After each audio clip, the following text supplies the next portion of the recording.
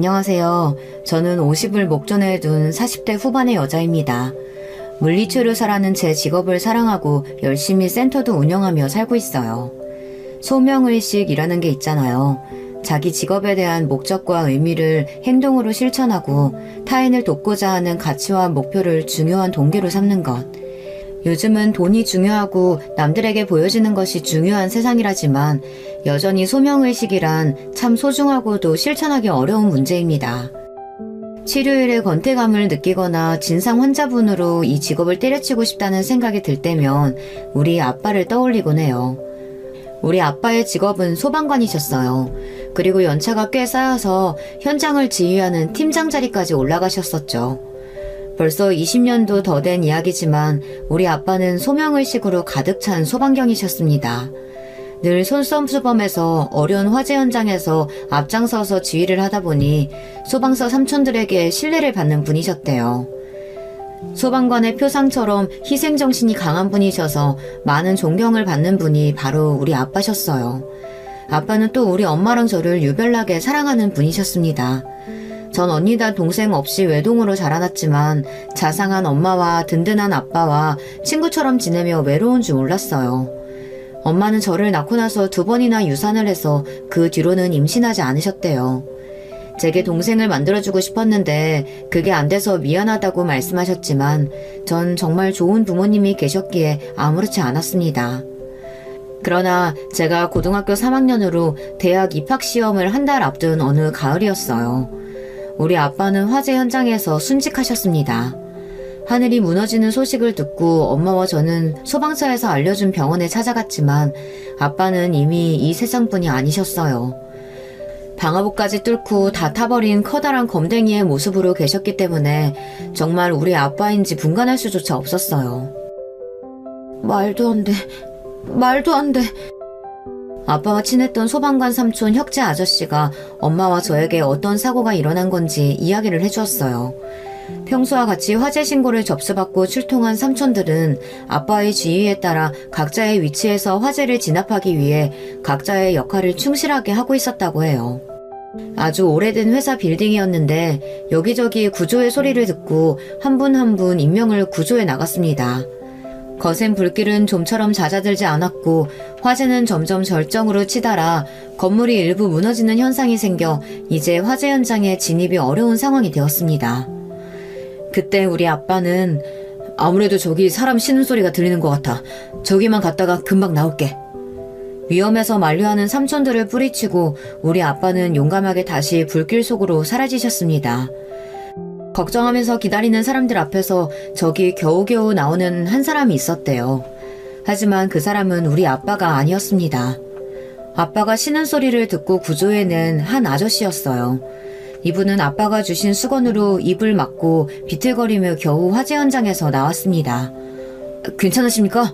혹시 우리 강준회 소방경님 못 보셨습니까? 저 구해주신 한 소방관님이 계셨어요. 하지만 건물 천장이 무너지는 바람에 그만 그분은 나오지 못했습니다. 우리 아빠는 그렇게 또 한 사람을 구해내고 정작 본인은 우리 가족의 품으로 돌아오지 못했습니다. 엄마는 이 큰 슬픔을 겨우 버텨내며 아빠의 장례식을 준비하셨습니다. 가족이라고는 이제 엄마와 저 둘뿐이고 처음 보는 장례식 장소가 생경하기만 했어요. 우리 모녀는 아빠를 잃은 슬픔만으로도 버티기 힘들었어요. 그렇지만 아빠는 친척분들과 거의 교류가 없이 사셨기 때문에 이런 일을 함께 해줄 가족이 없었어요. 첫날에는 소방관 삼촌 몇 분이 자기 일처럼 장례식을 도와주셨어요. 그리고 2번째 날 썰렁한 장례식장에 처음 보는 아저씨가 다친 모습으로 들어와 아빠 영정사진을 한참이나 보고 우셨습니다. 그리고 우리 엄마에게 아주 정중하고 깊숙하게 인사를 하며 자신을 소개하셨습니다. 처음 뵙겠습니다. 저는 강준의 소방경님이 구해주신 마지막 사람이었습니다. 강소방경 덕분에 전 이렇게 목숨을 부지하게 되었어요. 너무 감사한 반면 가족분들께는 송구스럽게 그지없습니다. 이렇게 그 아저씨는 우셨고 저랑 엄마도 눈물이 터져버렸습니다. 아빠가 소방관이어서 전 너무 자랑스럽고 좋았지만 50살밖에 안 된 우리 아빠를 데려간 그 직업이 이제 미워졌습니다. 아이러니하게도 아빠는 돌아가시면서 우리 아빠에게 큰아빠를 유산처럼 남겨주셨습니다. 그 아저씨는 그날부터 아빠의 장례를 마치는 날까지 내내 붙어서 가족처럼 일을 도와주셨어요. 아저씨는 저에게 큰아빠라고 부르라고 했고 그때부터 큰아빠와의 인연이 시작되었죠. 하루아침에 아빠가 사라진 우리 집에는 웃음이 사라졌습니다. 게다가 당장 가장이 없으니 50도 안 된 젊은 나이에 사별한 우리 엄마는 당장 마트 일자리를 알아보려고 하셨어요. 아빠의 순직 공무원 연금이 나오지만 원래 아빠 월급의 절반 정도라서 우리 가족이 생계를 이어나가긴 빠듯했거든요. 전 이 현실에서 도망치고만 싶었습니다. 엄마처럼 유약한 분이 갑자기 바깥에 나가 일을 하는 것도 마음에 들지 않았어요. 전 아빠의 죽음 이후 사춘기 때도 안 하던 방황과 방황을 했습니다. 당연히 대입 시험은 준비도 제대로 하지 않았고 1교시 이후 시험장에서 나와버렸어요. 이내야, 그래도 시험은 봐야지. 대학은 가야 할 거 아니니? 엄마, 난 대학 안 가고 일할 거야. 우리 한편에 무슨 대학이에요. 엄마 말씀도 안 듣고 저는 취직 자리를 알아보고 있었어요. 이런 사정을 알게 된 큰아빠는 집에 와서 저를 설득하셨습니다. 이내야, 우리 한국 사회는 대학 간판이 필요해. 지금 이 시기에 대학 가지 않으면 나중에 후회해. 내년에 대학 가자. 큰아빠, 아빠도 없는데 왜 큰아빠가 나한테 뭐라고 하는데. 큰아빠가 우리 아빠라도 되냐고요. 난 이미 대입시험도 망쳤고 내 인생은 틀려먹었어요. 내가 공부를 잘하기라나 운동을 잘하기라나 뭐 하나 잘하는 것도 별로 없는데 대학은 가서 뭐해요. 그래도 임마, 세상 살려면 대학 간판은 있어야지. 하늘에 있는 니네 아빠가 뭐라고 하시겠냐? 난 이제 네 아빠 대신이야. 네가 날 아빠 대접해주든 말든 난 그렇게 할 거야. 당장 재수학원 등록할 테니까 잔말 말고 공부해. 좋은 대학 가라고 하는 거 아니야. 네가 가고 싶은 대학을 가라고. 이렇게 큰아빠의 강압에 가까운 권유로 전 재수학원을 억지로 다니기 시작했습니다. 전 당시 세상에 대한 불만으로 가득 찼습니다. 우리 아빠만큼 정의롭고 착한 사람은 없어요. 그치만 그런 분이 하루아침에 잿더미 속에 돌아가시고 세상의 대우는 그에 걸맞지 않았으니까요. 세상 사람들은 소방관 하나쯤 화재 현장에서 죽은 줄은 모르고 자기들의 인생을 살아가잖아요. 전 그게 너무 싫었어요. 딸인 저 하나쯤은 우리 아빠가 없는 세상이 이치에 맞지 않다라고 소리치고 주먹을 날리고 싶었으니까요. 재수학원은 첫날부터 결석을 했습니다. 제 담당 선생님이 큰아빠에게 연락을 했는지 큰아빠는 저를 찾아내서 억지로 학원 앞에 떨구셨어요. 그냥 학원에 앉아만 있어. 공부하든 엎어져 자든 네 맘대로 하되 넌 아침부터 저녁까지 이 학원에서 한 발짝도 못 나간다. 내가 지키고 서 있을 거야. 큰아빠는 경찰 공무원으로 바쁘신 분이셨지만 정말 그 말씀대로 학원 앞에서 저를 감시하셨어요.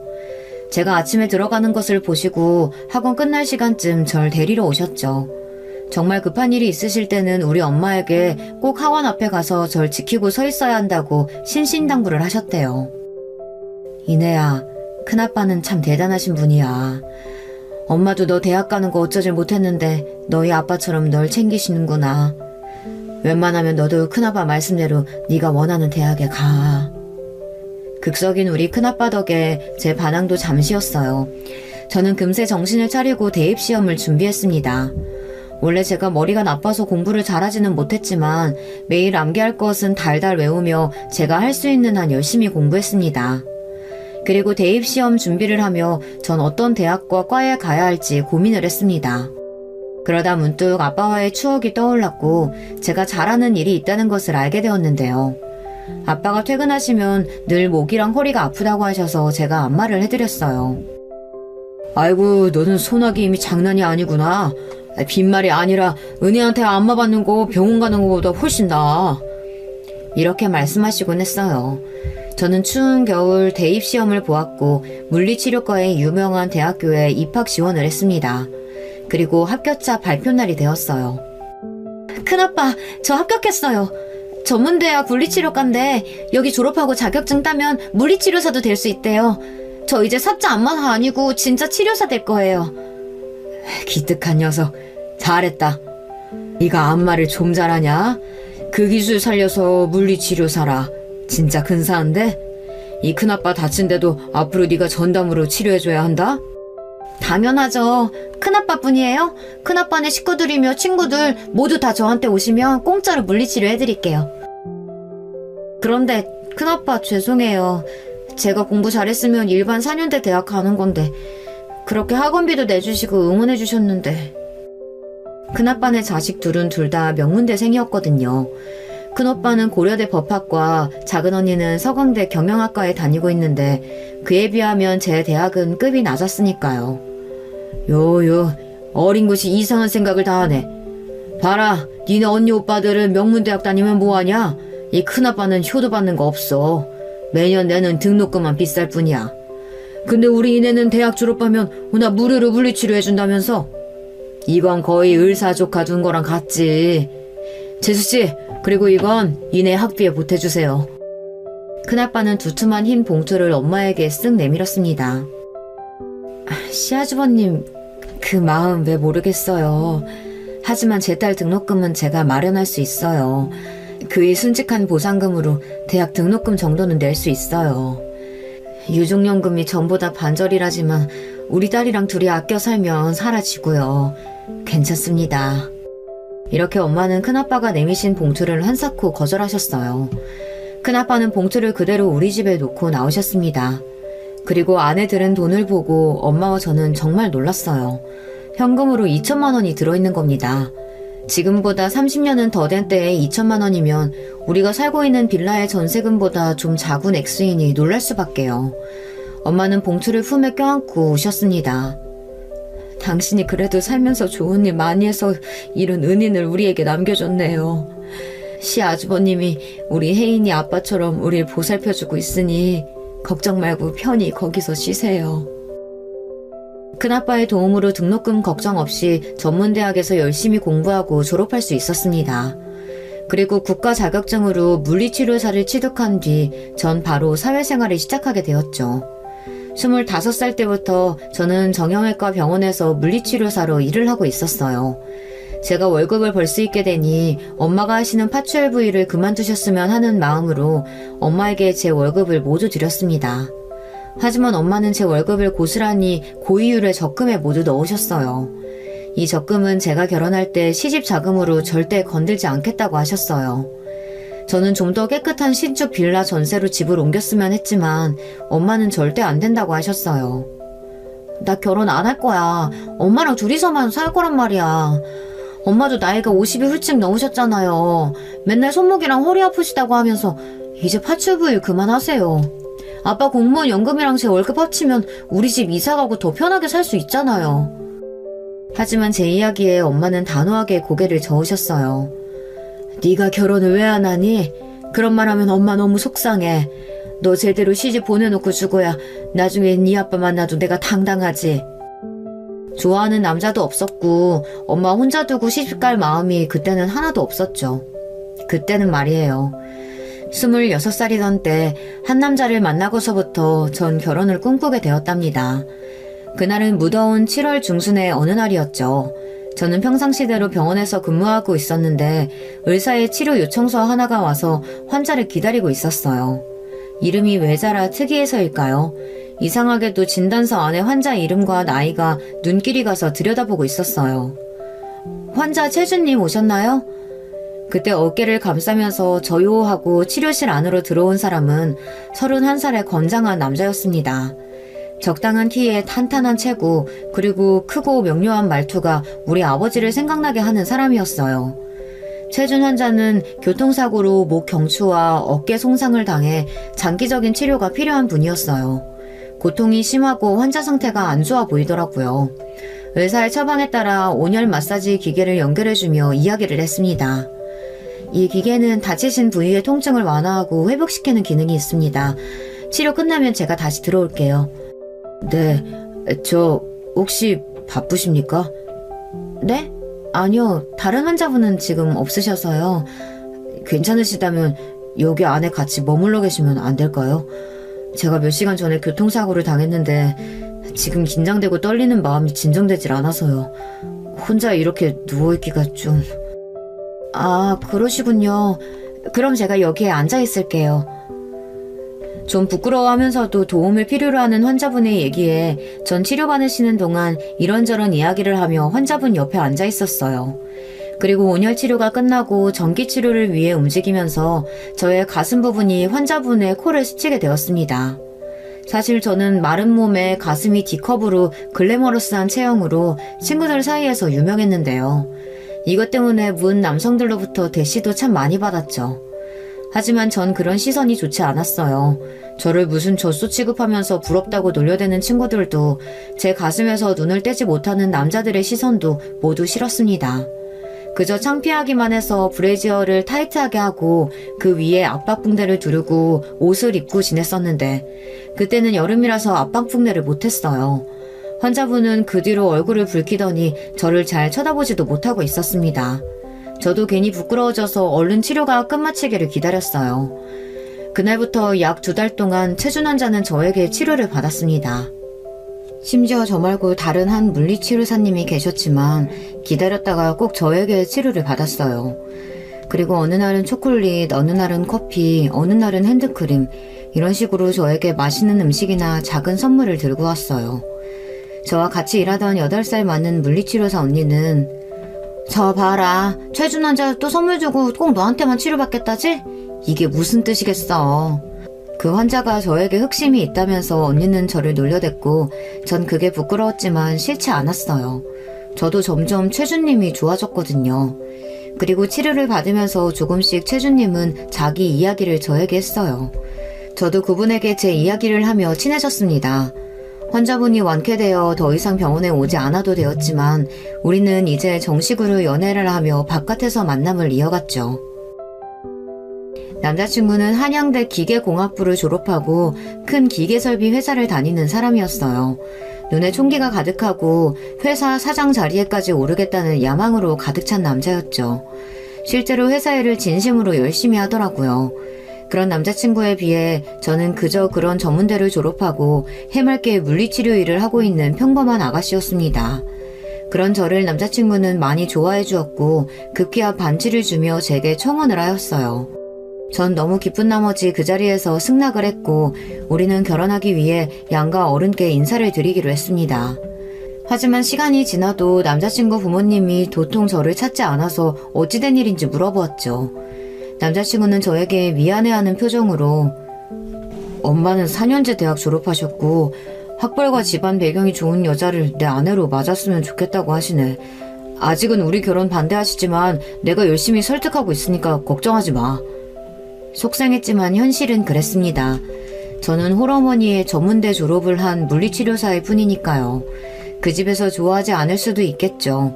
하지만 저를 직접 만나보고 알게 되면 좋아하실 수도 있는데 제 학교 얘기만 듣고 어떤 사람인지를 알아보지도 않는다는 게 상처였습니다. 심지어 이분은 남자친구에게 그렇게 결혼하겠다면 너에게 물려줄 유산은 없다고 강경하게 나왔다고 합니다. 예비시모가 저렇게 나오자 우리 엄마도 이 결혼을 걱정하기 시작했어요. 널 그렇게 반대하는 집안이랑 결혼 안 했으면 좋겠다. 네가 뭐가 아쉬워서 이런 수모를 당해야 하니? 조건이나 간판만 보고 사람 금 나누는 집안과 엮여서 좋을 게 없는 거야. 엄마의 이야기를 듣고 큰아빠도 저를 설득하기 위해 오셨어요. 저는 눈물을 흘리며 호소했죠. 큰아빠, 저도 다 큰 성인인데 제가 선택한 사랑을 할 수 있지 않겠어요? 하루라도 행복하고 눈물 안 나게 예쁜 사랑 할 수 있게 저 응원해 주셨으면 좋겠어요. 결국 큰아빠도 엄마도 제 굳은 의지에 결혼을 허락해 주셨어요. 그리고 남자친구도 오랫동안 설득한 끝에 시부에게서 결혼 승낙을 받아냈죠. 시모는 끝까지 결혼 승낙을 하지 않았지만 결혼식장에 참석하셨으니 허락하신 것으로 보였습니다. 우여곡절 끝에 결혼한 뒤 저는 시부모님을 모시고 남편과 결혼 생활을 시작하였습니다. 50대의 젊은 시모는 여간 깐깐한 분이지 않았어요. 그리고 툭하면 대학도 제대로 안 나온 네가 이런 걸 이해할 수 있겠니? 하며 제 전문대 출신을 꼭 걸고 넘어가셨죠. 그래서 전 좋아하는 남자와 함께 살게 되었지만 삶은 팍팍하고 외로웠습니다. 우리 남편은 워커홀릭답게 늘 회사 일만 생각하는 사람이었어요. 자기 부모, 특히 시모의 말씀에는 절대 복종하는 효자였던 거예요.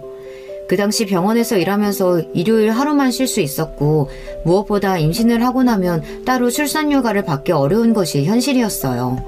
그래서 첫 아이를 임신하고는 병원 일을 그만두게 되었습니다. 그리고 첫 아들을 낳고 연년생으로 뒤이어 딸을 낳아 남매를 키웠습니다. 그렇게 아이들이 학교에 입학할 때까지 시간이 어떻게 지났는지 모르게 정신없이 살았습니다. 힘든 시집살이에 아이들이 저에게 전부였을 만큼 너무 이쁘고 소중해서 힘을 내었어요. 그러던 중 함께 살던 시부가 돌아가시게 되었습니다. 급성 심근경색으로 새벽에 주무시다가 숨이 멎으셨는데 아침이 되어서야 발견하고 가족들은 급히 병원으로 모셨습니다. 시부는 이미 사망한 뒤였고 검시관님이 오셔서 급성 심근경색 양성을 받아 나왔다는 확인을 받고 시부의 장례식을 치르게 되었어요. 처음 결혼을 반대했었지만 함께 살면서 시부는 점차 저를 며느리로 인정해 주셨어요. 우리 아이를 낳은 날 병원에 오셔서 손주를 안아보시고는 며느라, 손주 낳느라 고생 많았다. 예전에 너가 시집 오는 거 반대했던 거 너희 시모가 하도 고집을 부려서 하는 수 없이 따라준 거야. 그때는 미안했다. 라고 말씀하시며 제 손을 잡아주셨어요. 우리 아빠도 시아버지도 왜 이렇게 일찍 하늘나라에 가버리는 걸까요? 아빠가 없는 저에게 점점 의지가 되는 시부는 또 다른 아빠와 같아 조금 마음의 위안이 되었어요. 그랬었는데 시부가 돌아가신 모습을 보고 전 한참을 통곡하며 울고 있었어요. 하지만 우리는 상주로서 장례식을 준비해야만 했습니다. 그때 시모가 저에게 와서 말했어요. 너 괜히 며느리랍시고 상주 자리 지킬 필요 없다.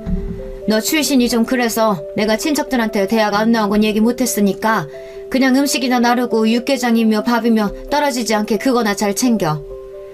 자기 남편이 하루아침에 죽어서 너무 슬픈 나머지 경황이 없어야 할 때 시모는 또 제 대학 이야기를 들먹였습니다. 게다가 저는 음식 도우미 이모처럼 거기서 서빙이나 하라네요.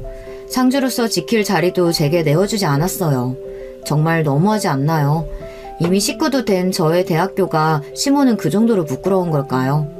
시부를 잃은 슬픔은 이제 시모에 대한 원망과 제 신세에 대한 한탄으로 바뀌며 전 더 눈물을 참을 수 없었습니다. 회사 일로 바쁜 남편 말고는 이제 시댁에 시모만 남게 되겠죠. 3일 동안 저는 떳떳하게 상주 자리에 있지도 못하고 약간 뒤편에 서서 시부의 마지막 자리를 지키고 잘 보내드렸습니다. 아이들 육아에 전념하다가 아이들이 학교를 가기 시작하면서 시댁에서 시모와 둘이 지내니 너무 힘들어졌어요. 그래서 함께 일했던 물리치료사 몇 분과 같이 치료 전문센터를 개원하였습니다. 처음에는 파리관 날리다가 우리를 아껴주셨던 단골분들을 시작으로 입소문이 나며 우리 센터에 오는 환자들이 늘어났어요. 저는 제 일을 다시 할 수 있어서 좋았을 뿐 아니라 일주일에 5일만 일하고 버리는 병원보다 배로 늘어나서 참 좋았습니다. 그렇게 물리치료사로 일하면서 애들 키우고 바쁘게 살다 보니 지금에 와 있네요. 남편도 저도 머리가 희끗해지기 시작하는 중년의 나이가 되었죠. 그 세월이 지나면서 혼자 사시던 우리 친정엄마도 뇌출혈로 세상을 떠나시고 또 우리 애들은 고등학생이 되었습니다. 그러던 얼마 전 저는 경사스러운 소식을 접하게 됩니다. 우리 남편이 드디어 사장으로 승진한 거예요. 한 회사의 대표가 된 거죠. 저는 남편의 사장 취임을 축하하기 위해 청담동 수제 양복집에 남편을 데리고 가 몸에 치수를 재고 감색 이태리 고급 원단을 직접 골라 멋진 정장을 맞춰주었어요. 양복집을 나오면서 저는 드레스를 맞추겠다고 같이 가서 골라달라고 했습니다. 수제 양복이라 확실히 질이 좋군. 고마워. 그런데 당신까지 드레스를 맞춘다고? 당사자도 아닌데 당신이 그렇게 차려입을 필요가 있어? 하면서 남편은 회사에 다시 들어가 봐야 한다며 저를 두고 먼저 가버렸어요. 다정하지 못한 남편이 좀 서운했지만 뭐 하루 이틀 저렇게 차가운 남자도 아니니 그러려니 했습니다. 그래서 혼자 인근의 여성 드레스샵에 갔습니다. 사모님, 어떤 좋은 행사에 입으실 드레스 찾고 계실까요? 네, 남편이 이번에 CEO로 승진돼서 사장 취임식이 있답니다. 저는 흐뭇한 미소로 직원에게 이야기했죠. 어머, 정말 축하드려요. 사장님 사모님이시라면 제가 더 신경 써서 고급스러운 드레스 찾아드릴게요. 직원의 추천으로 몇 벌 입어보고 거울을 보니 기분이 너무 좋고 결혼식 때가 떠오르기도 했어요. 우아한 머메이드 라인이 예쁜 이브닝 드레스를 맞추고 백화점에 가서 아이들 입힐 정장을 2벌 샀습니다. 시모는 이미 남편에게 거금을 타내서 알아서 옷을 맞추겠다고 신이 났었기 때문에 전 그쯤에서 마치고 집에 들어갔죠. 대망의 사장 취임식 날이 밝았습니다. 오후 1시 행사였지만 새벽부터 일어나서 목욕탕 가서 씻고 돌아와서 식구들 아침 먹이고 준비하느라 분주했습니다. 우아하게 올림머리를 미용실에서 하고 집에 돌아오니 시모도 미용실을 가려고 나가려던 참이었죠. 그런데 대뜸 저를 비웃듯이 보며 그러는 겁니다. 지금 너도 사장 취임식 하겠다고 나서는 거냐? 네, 그럼요. 어머님, 제가 남편의 정식 안 했는데 함께 가야죠, 당연히. 남편 수지영복 맞추면서 제 드레스도 빌렸어요. 뭐 드레스? 급도 안 되는 년이 거기가 어디라고 가? 야, 부인이 정식도 있고 첩이 있냐? 넌 본처라 당연히 가도 된다는 거야, 뭐야? 네가 본처면 뭐하냐? 대학도 못 나온 천한 것이 어딜 가겠다는 거야? 내 눈에 흙이 들어가기 전까진 절대 안 돼. 넌 집이나 지키고 있어. 하며 시모가 저에게 쌍욕을 하며 취임식에 못 가게 막았습니다. 아침부터 일어난 소동에 아이들도 나와서 할머니를 말렸습니다. 할머니, 우리 엄마한테 너무하세요. 아빠 취임식인데 우리 엄마가 왜 못 가요? 우리 엄마 싫어하시는 건 알지만 이건 아니잖아요. 맞아요, 할머니. 우리에게 엄마인데 당연히 아빠 옆자리에 계시는 게 맞죠. 듣기 싫어. 이놈의 자식들이 어디 위아래 없이 할머니한테 눈을 치켜뜨고 대들어. 우리 집은 뼈대에 있는 최씨 가문이야. 그런 공식적인 자리에 니들 엄마가 격이 맞길 해야 말이지. 다른 소리 필요 없어. 거기에 시장님도 오시고 온 회사 사람들이 모이는 자리인데 괜히 니네 엄마 출신 얘기 나오면 내 아들 앞길 막는다. 와, 할머니 진짜 말도 안 된다. 우리 엄마가 어때서 회사 사람들이 뭐라고 한다는 거예요? 아빠, 할머니 좀 말려봐요. 이제 억지까지 쓰세요. 저도 내심 도가 지나친 시모를 남편이 말려주기를 기대했습니다. 하지만 제 기대는 와장창 깨졌어요.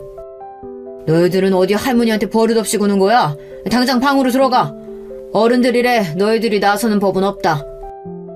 미안하지만 여보, 난 오늘 신중하고 중요한 날이오. 어머님이 저렇게까지 반대하는데 시끄럽게 하지 말고 집에 있는 게 좋겠어. 어차피 이건 형식적인 자리라서 가족들이 죄다 올 필요 없어. 남편은 결국 시모의 말을 따르는 어쩔 수 없는 효자인 거예요. 전 배신감으로 정신이 아득해졌습니다. 당신 진심이에요? 그 자리에는 누구보다 아내인 제가 가야 하는 거예요. 당신이 20년 넘게 그 회사에 매진할 수 있게 뒷바라지한 내가 가야 한다는... 갑자기 설움이 복받쳐서 더 이상 말을 잇지 못하고 저는 주저앉아 울었습니다. 그런 저를 보고 시모는 코웃음을 쳤고 결국 사장 취임식에는 남편과 시모만 갔습니다. 우리 아들, 딸은 제 편을 들면서 엄마 없이는 우리도 가지 않겠다고 버틴 거예요. 단순히 취임식에 가지 못해서 서운한 게 아니라 그간 쌓인 시모의 멸시와 구박, 그리고 결정적인 순간에는 항상 시모의 뜻에 따르는 남편. 전 시모와 남편에게 신물이 났어요. 그리고 속상함을 견디다 못해서 한참을 고민한 끝에 남편과 시모와 헤어지기로 결심했습니다. 내 나이도 이제 50을 앞두고 있어요. 더 이상 이렇게 살고 싶지 않았고 우리 아이들 보기에 창피했어요. 전 아들, 딸을 불러서 이야기했습니다. 서준아, 예원아, 엄마가 할 얘기가 있어. 너희들이 안 좋아하겠지만 이제 엄마는 너희 할머니랑 아빠랑 함께 살 수가 없단다. 엄마도 엄마를 존중하면서 남은 인생 살기로 결정했어. 괜찮겠니? 엄마의 결정 따라줄 수 있을까? 엄마, 잘 생각했어. 난 전부터 엄마가 아빠랑 이혼했으면 했어. 엄마처럼 사는 여자가 어디 있어. 엄마를 보고 자란 내가 엄마처럼 결혼해서 살면 어떻겠어요? 당당하게 이혼하셔도 난 엄마 편이고 엄마를 응원할 거야. 나도 아빠랑 할머니랑 같이 살기 싫단 말이야. 엄마 아빠가 이혼하는 건 싫지만 저도 예원이랑 같은 생각이에요. 엄마가 행복해지는 게 제일이니까 우리 신경 쓰지 말고 이혼하세요. 우리도 벌써 다 컸으니까 엄마 이해해요. 내 착한 아이들이 이렇게 절 이해해주고 응원해주니 전 너무 고맙고 기뻤습니다. 아이들을 물리고 바로 큰아빠에게 전화를 걸어 제 이야기를 털어놓았어요. 큰아빠가 걱정하실까봐 그동안 시모가 저에게 했던 일들과 남편은 절 지켜주지 않는다는 하소연을 큰아빠에게 한 적이 없었죠. 하지만 큰아빠는 제가 그간 겪은 일들에 대해 크게 당황하지 않고 묵묵히 긴 이야기를 들어주셨습니다. 큰아빠, 전 오늘로 이 집 나가서 남편과 이혼 준비할 거예요. 앞으로 단 하루도 못된 시모와 살지 않겠어요. 당연하지. 수서동 우리 집으로 오거라. 방 많으니까 아이들 데리고 와도 괜찮아. 그리고 단지 이혼만 하지 않을 거예요. 남편과 시모에게 복수할 거예요. 남편 사장 승진 취소시킬 방법이 없을까요? 물론이지. 그 자식들 내가 가만히 내버려둘 줄 알았냐? 내 모든 힘을 총동원해서 그놈 파멸시킬 거야. 니네 시모도 마찬가지고. 이 큰아빠가 모두 알아서 할 테니 걱정 말고 너는 당장 짐 싸서 여기로 오거라. 아이들은 당장 학교에 가야 하는 상황이라 함께 데려오기 힘들었어요. 그래서 저 혼자 짐을 싸서 큰아빠 집에 들어가 빈방 하나를 썼습니다. 큰아빠는 2년 전에 아내를 상처하셨기 때문에 혼자 50평대 넓은 아파트에서 지내고 계셨어요. 가끔 오빠랑 언니가 들려서 쓰는 방이 3개나 더 있었기 때문에 제가 지내기에도 부족함이 없었죠. 취임식 행사가 끝나고 집에 돌아온 남편은 제가 갑자기 집을 나오니 전화를 했지만 전 받고 싶지 않았습니다. 대신 문자 한 통을 보냈어요. 나는 남편 최준과 이혼하겠습니다. 그리고 그 집에는 들어가지 않을 테니 앞으로 이혼 준비나 협조하세요. 남편은 이제 막 사장이 된 내가 이혼으로 이력을 먹칠할 마음 없으니 당장 집에 들어와. 이렇게 문자를 보내고 계속 전화를 했습니다. 하지만 남편은 제가 어디에 있는지 찾을 수 없을 거예요. 우리 큰아빠의 존재를 남편은 모를 테니까요. 큰아빠는 늘 제 주변에 있었지만 남편과 마주쳐서 인사를 나눈 적도 없었기 때문입니다. 그런데 시모에게서 전화가 오는 겁니다. 제가 가장 받고 싶지 않은 전화인데 받을 리 없죠. 그리고 뒤이어 온 시모의 문자를 보고 어이가 없었습니다. 너 이혼한다며? 잘 생각했다. 사장님이 된 내 아들한테 격이 맞는 새 아내가 필요하지. 그대로 네가 나가 산다고 해주니 고맙고 정 필요하면 위자료 정도는 챙겨주마. 다시는 돌아오지 마라. 아무리 저를 싫어해도 그렇지 함께 모시고 산 세월이 20년이 넘는데 아이들의 어미인 저보고 돌아오지도 말라네요. 전 정말이지 결혼을 잘못했다는 사실을 이제야 깨달았습니다. 그래서 우리 친정엄마가 그렇게 염려하셨고 큰아빠가 말리셨는데 제가 제 발등을 찍은 거예요.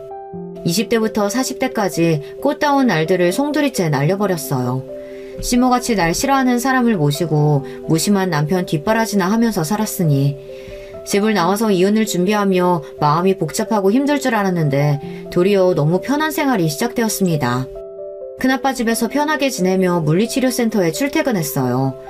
퇴근 후에는 고등학생 아들, 딸의 하원을 차로 데려다주며 같이 차에서 도시락이나 간식도 먹으며 하루의 일을 이야기했습니다. 큰아빠는 연세에 있는 남자분답지 않게 혼자서 집안일도 잘하시고 사시는 분이라 제가 도와드릴 것도 별로 없었어요.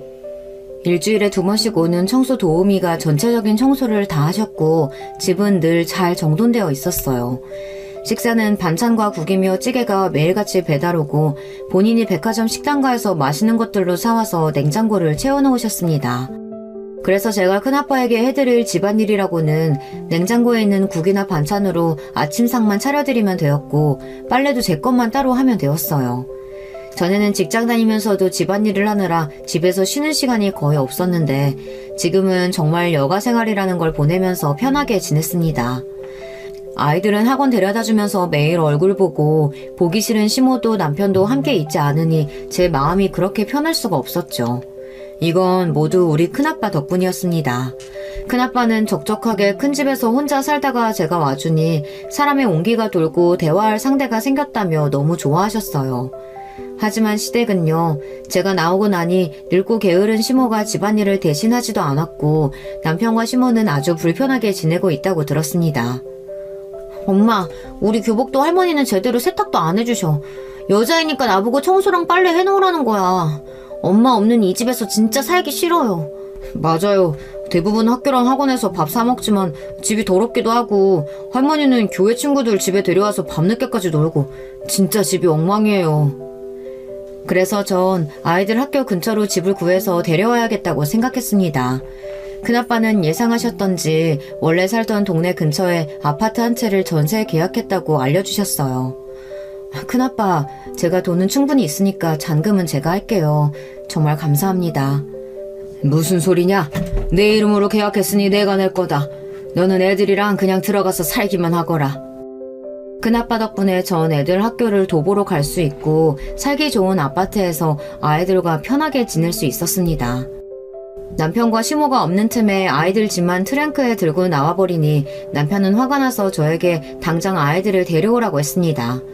시모는 자기 핏줄인 애들을 너 같은 것이 왜 데려가는 거냐고 난리를 피웠죠. 대입 앞둔 우리 애들이 그 집에서 제대로 케어도 못 받고 있어서 너무 불편했던 거 알고나 있나요? 한창 공부하느라 바쁜 애들 먹을 거며 빨래며 당신들이 해준 게 뭐가 있어요? 아니, 앞으로 할 자신은 있을까 모르겠네. 애들이 그 집에서 살기 힘들다고 나온 거니까 남편이 회사 그만두고 애들 케어해줄 자신 없으면 조용히 입 다무시죠. 그리고 애들도 아빠와 할머니에게 연락을 직접 드렸습니다. 우리가 그 집에서 살기 힘들어서 나온 거예요. 그리고 앞으로 아빠랑 이혼하더라도 우리는 엄마랑 살 거니까 우리 찾지 마세요. 남편이나 시모가 아이들이 자라면서 살갑고 다정하게 잘 대해주었다면 아이들이 이렇게 단호하고 매몰차게 나올까요? 이사를 나오면서도 아이들은 아빠와 할머니에 대한 미련이나 정도 없어 보였습니다. 남편과 시모는 아이들을 졸지에 잃게 되어 마음에 상처를 입은 것 같았지만 자기들도 어쩔 도리가 없었던 거죠. 큰아빠는 저에게 이혼 전문 변호사를 붙여주셨습니다. 그리고 경찰관에서 은퇴하신 지 오래되셨지만 알고 지내던 후배 경찰들을 통해 남편과 시모의 뒷조사를 진행하고 계셨어요. 내가 요즘 무료한 늙은이 생활에 질리던 참이었는데 요즘 그 사람들 건수 잡아서 복수할 계획을 하니 활기를 되찾았다. 내 딸 이내를 그렇게 힘들게 하고 살았다니 그 인간들 아주 뭉개주겠어. 그리고 큰아빠는 저에게 시모에게 숨겨진 비밀 하나를 이야기해 주셨습니다. 그 이야기를 듣고 저는 기함을 하고 말았어요. 알고 보니 시모는 글쎄 첩이었던 거예요. 시부는 시모보다 나이가 훨씬 많았습니다. 두 사람은 불륜 관계로 만나서 본처 몰래 두 집 살림을 차리고 있었던 거예요. 게다가 부인도 아닌 첩이 남편까지 낳게 된 거죠. 시부의 본처는 조용하고 착한 분이었다고 합니다. 그러고 보니 시부의 장례식장에서 있었던 일이 기억납니다. 어떤 남자가 왔는데 시모가 깜짝 놀라서 상주 자리에서 도망쳐 버린 거예요. 그 남자분은 시모 나이에 나이가 지긋한 분이셨는데 장례식장에 혼자 와서 소주만 들이켰습니다. 그 남자분은 시모 또래의 나이가 지긋한 분이셨는데 장례식장에 혼자 와서 소주만 들이켰습니다. 그러다가 취해서는 큰 소리로 그래 잘 갔다 이 나쁜 자식아. 우리 누나 마음고생 시키다가 먼저 죽이고 너도 가는구나. 더 일찍 병으로 고통받다가 죽지 그랬냐. 이러고 우는 겁니다.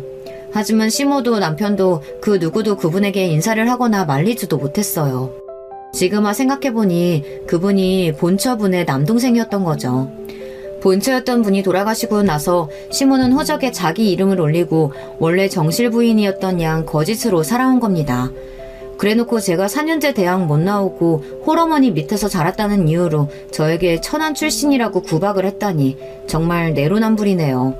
아마 자기가 첩이어서 받았던 멸시를 저에게 푼 것이고 진실로는 자기 출신이 천한 것에 대한 반대급부로 저를 더 못살게 굴었던 것 같아요. 그리고 남편도 아주 가증스럽고 못된 인간입니다. 자기 엄마가 첩이었다는 사실을 이날까지 아내인 저에게도 철저하게 숨겼으니 말입니다. 그리고 아마 첩의 소실이었다는 자신이 부끄러워서 더 열심히 성공하고 싶었는지 모르겠습니다. 지금까지 살면서 남편이 엄마의 뜻을 거스른 것은 저와의 결혼 단 한 번뿐이었습니다. 그 외에는 자기 엄마를 불쌍히 여겨서 더 잘해드리려고 하는 효자였으니까요. 시부의 장례식이나 사장 취임식 같은 공식적인 자리에서 본처인 저를 첩인 양 취급하더니 시모와 남편이 더 싫어지고 혐오스럽기까지 했습니다. 내가 최서방, 최준, 그 인간 사장 자리에서 끌어내릴 거다. 그리고 큰아빠는 하나씩 계획했던 일들을 실행하셨습니다. 큰아빠가 조사해보니 남편이 회사 생활하는 동안 납품 회사에 접대를 여러 번 받았다고 합니다. 그래서 그 정황과 증거를 모으셨고 증언을 해줄 납품회사 전 직원까지 섭외해놓았다고 했습니다. 남편이 골프 여행이나 식사비 등으로 회사 법인카드를 사용했던 것을 포함하여 회사 공금을 개인적으로 사용했던 일들을 회사 공금 횡령의 죄로 물을 거라고 하셨습니다. 큰아빠는 경찰 출신으로 경찰 쪽에 힘을 행사할 수 있었습니다. 그리고 큰아빠 딸이자 제가 친언니처럼 지내는 서진 언니의 남편은 우리나라 기획재정부 장관정책보좌관으로 고위 공무원 자리에 있습니다. 그래서 그분들을 통해 큰아빠가 알아낸 사실과 증거를 보내 확실하게 남편을 처벌할 수 있었습니다. 남편의 회사에서는 날벼락을 맞고 말았어요. 남편의 부도덕한 짓을 까발리고 앞으로 모든 국가 지원을 끊고 입찰에 참여할 수 없을 거라며 행정소송까지 각오하라는 기획재정부의 공문이 회사로 날아갔기 때문입니다. 회사에서는 주주총회가 열리고 난리가 아니었습니다. 남편은 자신의 치부가 만천하에 드러나자 얼마 버티지 못하고 스스로 대표의 자리에서 물러났다고 합니다. 또한 회사에서는 단지 퇴사만으로 끝나지 않을 것이라고 나왔습니다. 그동안 횡령했던 금액에 배상금까지 물을 거라고 하며 남편은 큰 공경에 처하게 되었습니다. 무엇보다 회사에 자신의 청춘을 다 바친 남자가 세상 부끄러운 짓이 탄로가 나서 불명예스럽게 퇴진했으니 얼마나 자존심이 상하고 정신적으로 힘들까요? 남편은 술에 잔뜩 취해서는 제가 일하고 있는 센터에 찾아왔습니다. 여보, 나 회사에서 잘렸어. 나 왜 이렇게 된 거냐? 내 평생 성공하겠다고 달려왔는데 이렇게 하루아침에 알거지가 된다고? 난 이제 살아갈 힘도 없어. 내 전부였던 회사는커녕 이제 어디 번듯한 곳에 취직도 못할 거야. 그리고 아내와 아이들은 날 떠났고 하는 일 없이 나만 달달 볶아대는 엄마와 집에 있지. 나한테 이내 너는 내 안식처였어. 그러니까 엄마 반대해도 너랑 결혼했지. 애들과 같이 돌아주면 안 되겠니? 앞으로 너한테 잘할게. 당신의 사과도 후회도 이제는 너무 늦었어. 게다가 당신은 이제 어디 갈 회사도 돈도 없는 나이 든 남자에 불과한데 내가 왜 그런 당신을 걷어먹이겠어?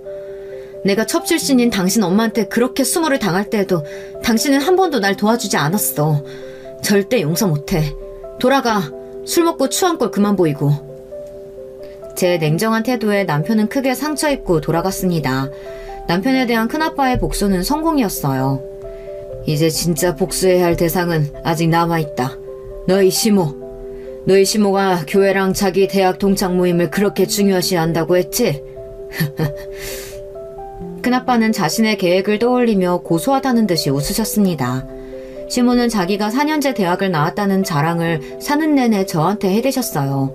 그리고 교회에서 권사로 지내면서 교회 사람들과 대학 동창 모임을 잘 챙기던 사람이었습니다. 큰아빠는 어떻게 소문을 퍼뜨린 것인지 시모의 교회와 대학교에 시모의 민낯을 공개했습니다. 바로 유부남을 꼬셔낸 불륜녀였고 그의 아들까지 낳아 키웠다고요. 그리고 유부남의 본처에게 뻔뻔하게 굴고 본처가 병으로 죽을 때까지 도리어 본처를 괴롭혔던 사실들, 자기가 첩 출신이었다는 것도 숨기고 며느리를 봐놓고선 도리어 천한 출신이라며 며느리를 내쫓은 일 모두가 알려지게 되었어요. 시모는 너무 부끄러워서 교회와 각종 모임을 끊고 집에 알아누웠다고 합니다. 그리고 우리 집을 어떻게 알아냈는지 찾아와서 분풀이를 하더군요. 너냐? 내가 첩이었다는 거 어떻게 알아내서 동네방네 소문낸 것이 그 요사스러운 놈이 너냐고? 네가 네 하늘같은 서방 회사에도 꼰지르고 당한 거야? 아니 어떻게 우리 아들이 하루아침에 회사에서 쫓겨나게 됐냐고? 목소리 낮추세요. 남의 집에서 이게 무슨 횡패예요? 난 이제 당신 며느리 아니고 이 집은 엄연히 우리 큰아빠가 해주신 우리 집이에요. 맞아요. 당신 아들이 저지른 죄 찾아내서 기획재정부에 있는 우리 형부한테 알려준 것도, 그리고 당신이 첩 출신이었다는 거 알아내서 주변에 퍼뜨린 것도 모두 경찰 출신이었던 우리 큰아빠가 날 위해 해주신 복수였어. 가증스러운 인간 같으니 자기는 첩이고 남편은 첩 자식이었던 주제에 나를 업신여겨? 진짜 천한 것들은 당신과 당신 아들이었어. 이렇게 시모에게 해대니 처음으로 속이 아주 후련해졌습니다. 아니, 뭐라고? 너한테 큰아빠가 어딨어? 형부가 어딨고? 우리 아빠는 자랑스러운 소방관이셨고 우리 아빠 덕에 목숨을 구한 분이 바로 우리 큰아빠세요. 그리고 큰아빠가 나를 뒤에서 지켜주고 계셨는데 당신은 그런 것도 모르고 날 무시하고 마음대로 대했지. 내가 아빠도 없고 엄마도 나중에 돌아가셨다고 힘없는 여자라고 생각해서. 이제 앞으로 남은 인생 당신을 상대해줄 사람도 없으니 굴욕적이고 외롭게 살아보시라고요. 제 얘기에 시모는 발근해서는 집안의 물건들을 던지며 악다구니를 썼습니다. 그렇게 겉으로만 고상 떨던 시모는 자기 본색을 드러내었죠. 첩 출신다운 행동이지 않을 수 없었어요. 포악해진 시모의 모습에 놀란 우리 아들은 경찰에 주거침입죄로 신고를 했고 경찰들에게 시모는 끌려나갔습니다. 자기 손자가 경찰 신고를 해서 끌려가다니 정말 시모는 밑바닥 아래로 추락해버린 신세가 되어버렸죠. 그렇게 큰아빠는 저를 위해 남편과 시모에게 복수를 해주었어요. 직업도 잃은 남편은 저의 이혼 요구에 맞설 힘도 능력도 없었습니다. 저는 남편이 불쌍해서 재산 분할을 요구하지도 않고 우리 애들의 친권과 양육권만 가져왔어요. 우리는 그렇게 이혼을 합의했습니다. 오랜만에 보는 남편 얼굴은 몰라보게 수척해졌습니다. 요즘은 술도 줄이고 아파트 관리소에 취직해서 지낸다고 들었습니다. 밖에 나가 돌아다니는 사람들에게 아들 자랑하기 바빴던 시모는 이제 사는 낙도 없이 집안에 콕 박혀서 신세 한탄만 하고 있다고 하네요. 그리고 남편은 그런 시모가 원망스러워서 따로 살자고 시모에게 이야기를 했다고 합니다. 그렇게 돈독했던 모자 관계도 금이 간 모양이에요. 남편은 헤어지면서 저에게 진심으로 사과를 했습니다. 그동안 내가 미쳤지. 당신이 얼마나 나한테 소중했는지, 우리 가족에게 꼭 필요한 존재였는지 너무 가깝게 있어서 미처 모르고 살았어. 효도만 중요한 줄 알고 엄마만 감싸고 도느라 너한테 못할 짓 많이 했더라. 미안하다. 너를 더 이상 붙잡을 수 없는 건 난 이제 능력도 없는 놈이고 너무 미안해서야. 이제 나를 떠나서 잘 살았으면 좋겠다. 양육권은 없지만 애들은 자유롭게 만날 수 있겠지? 아직은 애들이 날 멀리하고 싫어하는 것 같지만 애들한테도 이제 잘해보려고. 그런 남편이 불쌍해 보였고 전 아이들에게 잘 대해주고 좋은 사이가 되어보라고 이야기했습니다. 그리고 남편도 시모랑 건강히 잘 지냈으면 좋겠다고 작별 인사를 했습니다. 저는 이제 중년의 이혼녀로 하루하루를 살아가고 있습니다.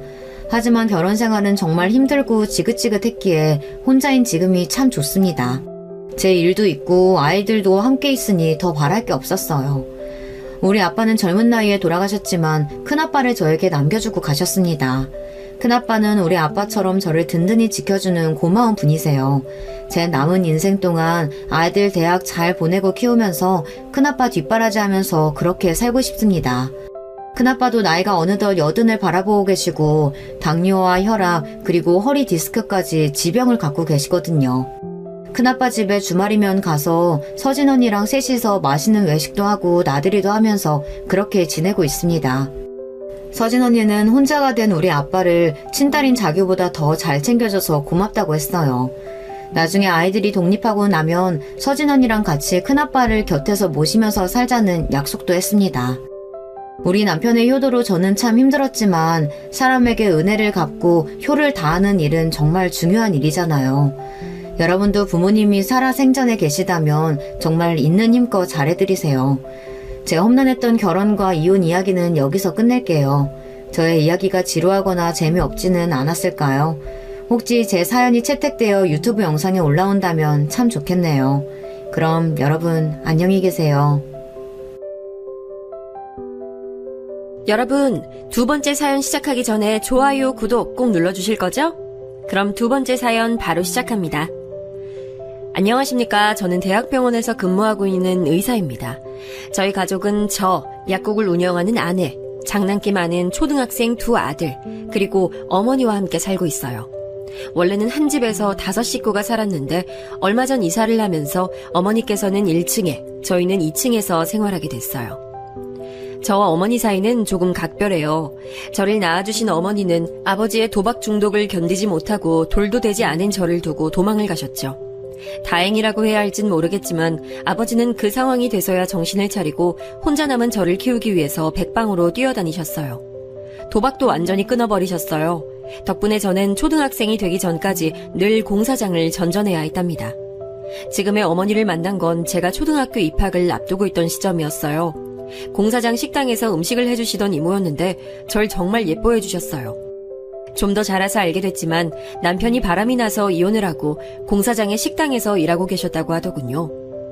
어머니는 당시 식당 빈 의자에 앉아있으면 늘 맛있는 간식을 쥐어주시며 책을 읽어주셨어요. 학교 들어가기 전에 글자를 익힐 수 있던 건 다 어머니 덕분입니다.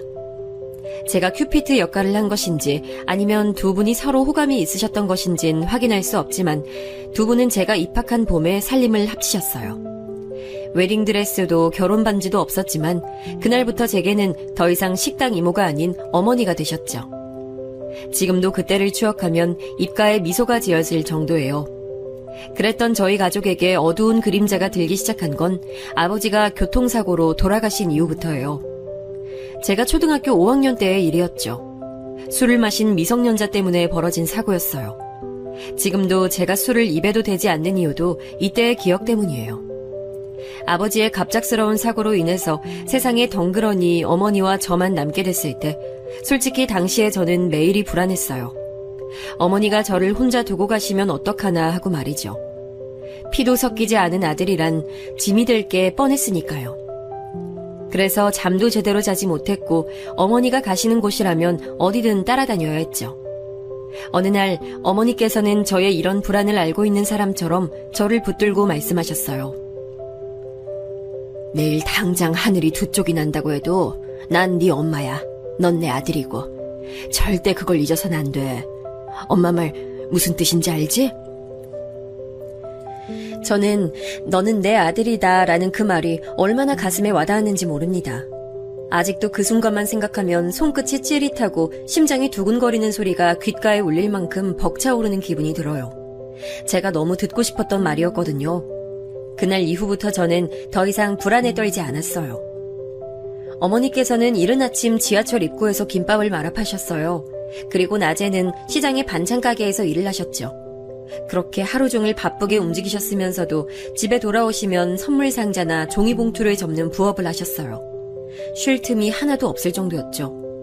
어머니께서 퇴근하실 때까지 저는 숙제를 끝내두고 어머니께서 오시면 함께 앉아서 부업을 했어요. 어머니께서는 하지 말라고 하셨지만 저는 그 순간이 하루 중 제일 좋았거든요. 이런저런 어머니와 이야기를 할 수 있는 유일한 시간이었기 때문이죠. 중학교에 입학을 하면서 저는 처음부터 진로를 실업계로 정해놓고 있었어요. 하루라도 빨리 한 사람분의 일을 하고 월급을 받고 싶었죠. 저는 처음부터 공부에 큰 관심이 없기도 없었지만 워낙 체격이 좋고 운동신경이 남달라 원치 않게 일진 취급을 받았어요. 실제로 싸움을 걸어오는 친구들도 있었는데 딱히 접은 적은 없었죠. 그렇다고 제가 양아치 짓을 하고 다닌 건 아니었어요.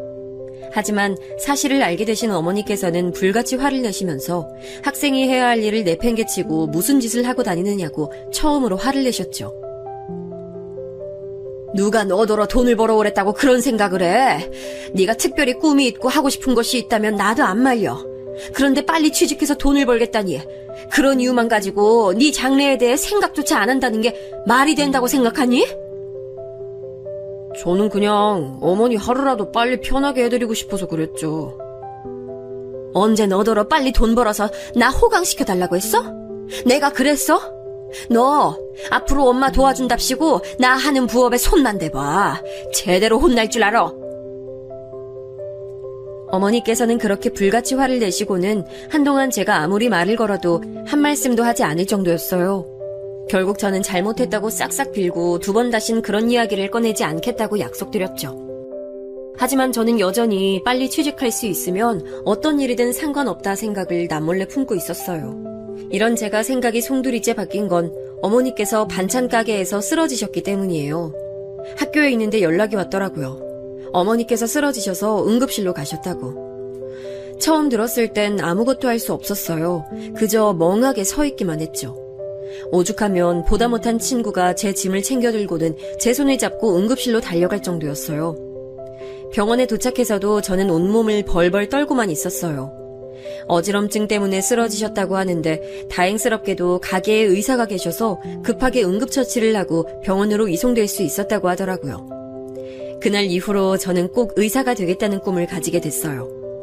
갑자기 공부를 시작한 저는 부족한 기초를 친구들에게 물어가며 미친 듯이 집중해서 성적을 올리기 시작했어요. 의대를 목표로 죽어라 공부를 했죠. 머리가 나쁜 편은 아니었는지 성적은 점점 올라가더군요. 학교 선생님과 친구들이 많이 놀라긴 했지만 무엇보다도 어머니께서 가장 놀라워하셨어요. 그리고 동네에서 지인들을 만나면 제 자랑을 그렇게 하셨다고 하더라고요. 그 이야기를 듣고 나니 더 열심히 해야겠다는 생각이 들었습니다. 저의 원동력이 된 건 저를 자랑스러워하시는 어머니의 웃는 얼굴이었어요. 저는 다행스럽게도 한 번만에 의대에 붙었습니다. 대학 합격 통지서가 나온 날은 아직도 선명하게 기억하고 있어요.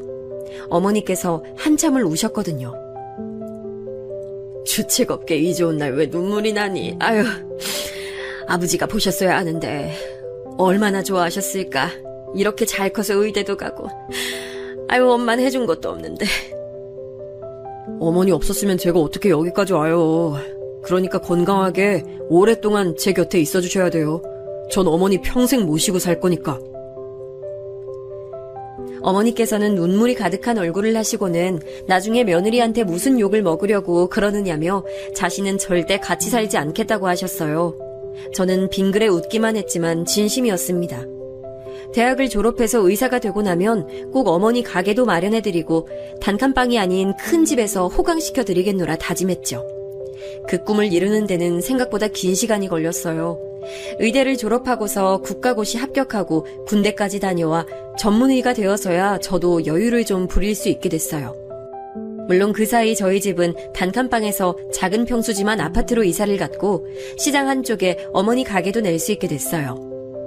그러던 어느 날 심장외과의로 대학병원에서 근무하고 있는데 하루는 교수님께서 저를 찾으셨어요. 자랑을 좀 하자면 저는 동기들이나 선배들에 비해 수술 실력만큼은 좋아서 평소 저를 예뻐해 주시는 교수님들이 많이 계셨죠. 자네 혹시 사귀는 사람은 있나? 결혼을 약속한 사람이라던가. 아니요, 없습니다. 결혼할 생각도 없지만 아직 배울 것들이 많아서요. 교수님께서는 잘됐다고 하시면서 제게 자신의 딸을 한번 만나보겠냐고 말씀하셨습니다. 저는 갑작스러운 이야기에 당황스러웠어요. 안 그래도 어머니께서 언제 결혼할 거냐고 노래를 부르시는데 이제는 의국에서도 결혼 이야기를 들을 줄은 꿈에도 몰랐거든요. 교수님이 권하시는데 단칼에 거절하기도 애매했어요. 생각해보겠다는 말로 상황을 넘기려고 했죠.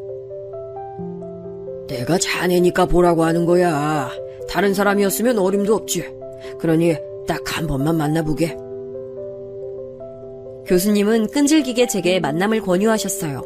얼굴 볼 때마다 그 이야기를 하시니 그냥 나가서 밥이나 먹고 말자는 생각으로 나갔죠. 첫인상은 나쁘지 않았습니다. 교수님이 자랑하셨던 것처럼 침착하고 조용한 것 같았어요. 대화도 나름 잘 통하는 것 같았고요. 그쪽에서도 저를 괜찮게 본 것 같았어요. 그녀는 차를 가져왔다고 하면서 저를 의국에 데려다 주겠다고 하더군요. 병원까지 감사했습니다. 조심히 들어가세요. 오늘 저는 즐거웠어요. 괜찮으시면 다음 오프 때 또 뵐 수 있을까요? 예상하지도 못했던 애프터 신청에 속으로 많이 놀랐어요. 하지만 저 역시 또 볼 수 있었으면 좋겠다는 생각을 하고 있었던 터라 그녀에게 전화번호를 달라고 말했죠. 오늘 말씀하셨던 영화 다음에 같이 보면 좋을 것 같네요. 연락드리겠습니다. 그녀는 웃으면서 고개를 끄덕이고는 차를 출발시켰죠. 그 뒤로도 몇 번 데이트를 했어요. 의사 집안임에도 불구하고 피를 보면 속이 불편하고 어지러워서 의대는 포기했다고 하더라고요. 현재는 학교 선생님이라고 했어요. 데이트를 하다 보니 원래 성격은 좀 더 밝더라고요. 웃기도 많이 웃고 데이트는 활동적인 것을 좋아했어요. 첫인상과는 완전 반대더라고요. 만남이 길어지면서 자연스럽게 저희는 결혼에 대해 이야기를 나눴습니다. 여자친구는 저를 자신 집으로 초대했고 그 자리에서 처음으로 여자친구 어머니를 만났죠. 분명 가볍게 식사 한 끼 하자고 하셨다고 해서 갔는데 그런 자리는 아닐 것 같다는 생각이 들었어요. 집은 그냥 봐도 입이 떡 벌어질 정도로 크더군요. TV에서나 봤던 넓은 정원이 있는 집이라니 저는 솔직히 크기에 놀랐다기보다는 부담스러웠습니다. 이제 겨우 방 2개짜리 집으로 이사한 저희하고는 엄청난 차이가 나니까요. 많이들 얘기하잖아요. 너무 많이 차이 나는 결혼은 하는 게 아니라고 말이죠.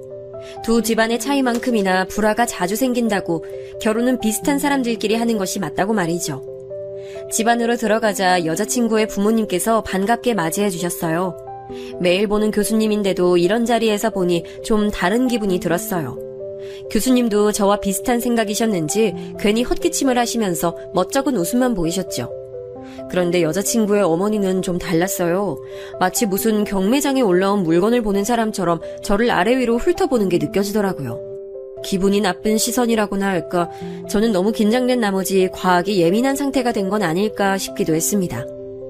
교수님께서는 식사 준비가 될 때까지는 이야기를 좀 나누자고 하시더니 곧 수술을 앞둔 환자에 대해 물어보셨어요.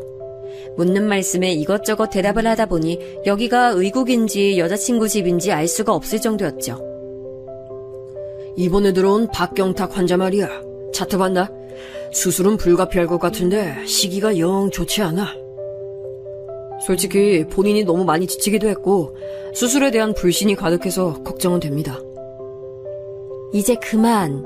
아빠, 여긴 일터가 아니에요. 이 사람 오늘 의사로 온 것도 아니고요. 그런 이야기 그만하시고 식사하세요.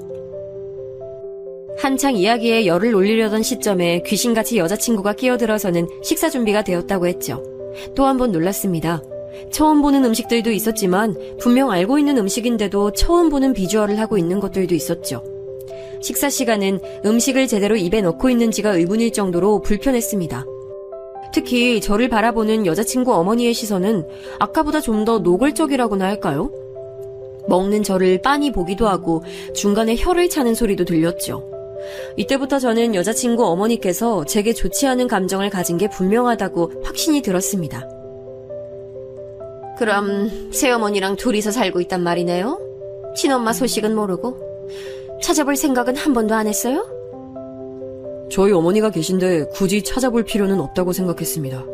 앞으로도 그 생각은 변함이 없을 겁니다. 그래요? 그럼 다행이네요.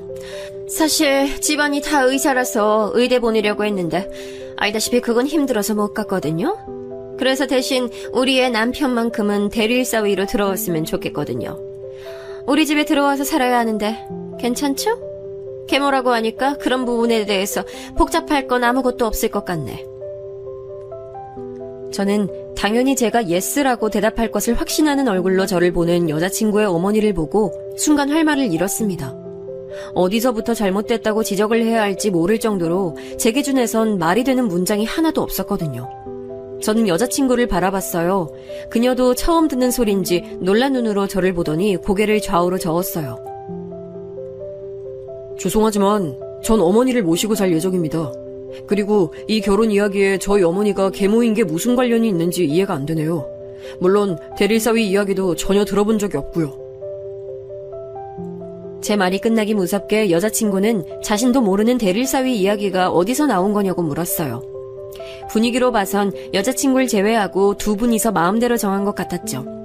저는 이 사람과의 결혼은 진지하게 생각을 다시 해야겠다는 생각이 들었습니다. 딱히 나쁘지 않다고 생각했는데 집안끼리 물질적 차이는 물론이고 정신적 부분에서도 차이가 너무 많이 나서 서로 어울리는 짝이 아니라는 생각이 들었어요. 여보, 오늘 그런 이야기를 할 만한 자리는 아닌 것 같은데 그만하지? 그만하긴 뭘 그만해요. 초반에 확실히 이야기를 해둬야죠. 닥터 최, 우리 집 대릴사위로 들어오는 쪽이 훨씬 더 낫지 않아요? 교수도 알아서 밀어줄 수 있는데 말이에요. 미래를 생각한다면 이만큼 좋은 조건이 어디 있겠어요. 그러니까 계모를 모시고 산다는 동 그런 생각은 하지도 말아요. 조금도 도움이 안 되는 일에 매달리는 그런 바보 아니잖아요. 안 그래요? 아주 알아주는 수제라고 들었는데. 어머니를 모시고 산다는 것과 제 수술 실력이 무슨 상관이 있는지 모르겠습니다. 다른 사람 도움 필요 없습니다. 제 실력만으로도 충분히 교수 될 수 있고요.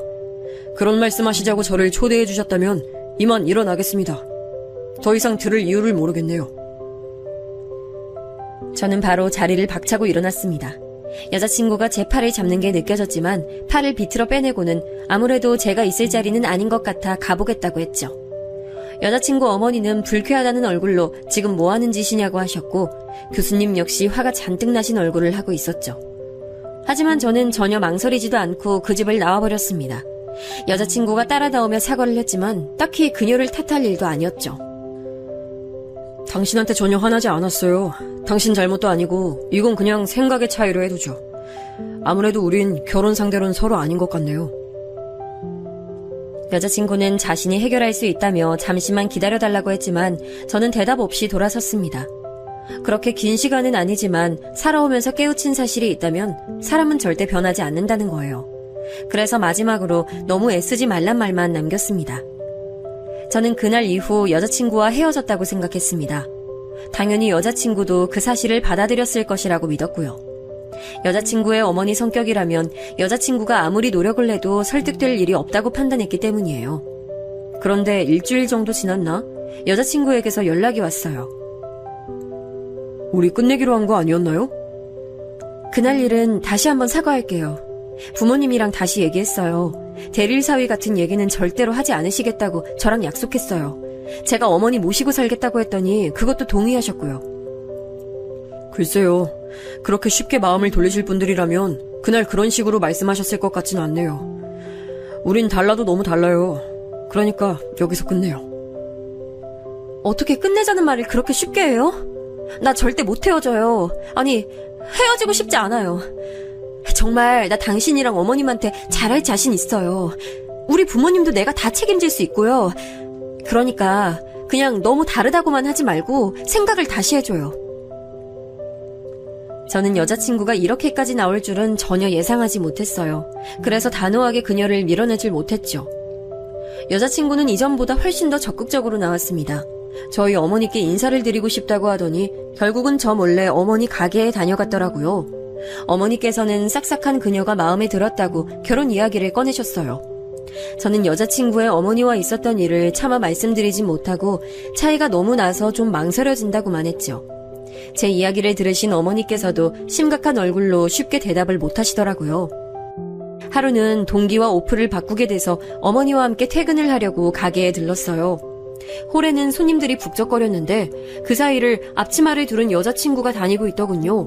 너무 어이가 없어서 여기서 뭐 하는 거냐고 물었어요. 방해되니까 거기 서 있지만 말고 여기 이 주문서나 어머니께 가져다 드려요.